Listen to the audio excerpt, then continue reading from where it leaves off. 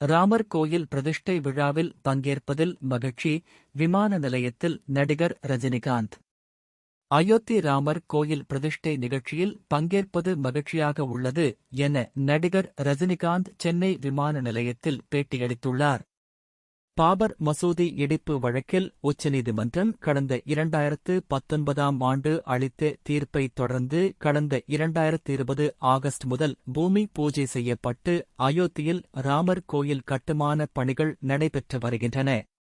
2.27 acre பரப்பளவில் 3 அடுக்கில் உருவாகி வரும் ராமர் கோயிலின் கட்டுமானப் பணிகள் முடிவடையவுள்ள நிலையில் கோயில் கருவறையில் மூலவர் குழந்தை ராமர் சிலை நாளை பிரதிஷ்டை செய்யப்பட உள்ளது.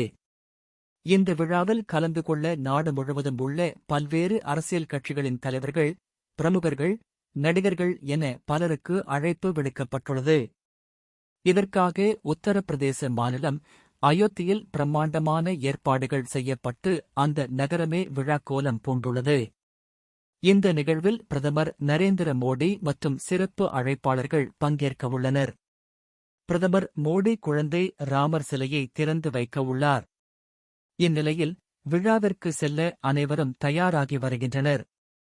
அந்த வகையில் நடிகர் ரஜினிகாந்த் அயோத்தி புறப்பட்டார்.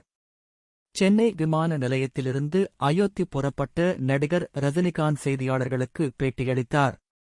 அப்போது அயோத்தி ராமர் கோயில் கும்பாபிஷேகம் நிகழ்ச்சியில் பங்கேற்பது மகிழ்ச்சியாக உள்ளது என தெரிவித்தார்.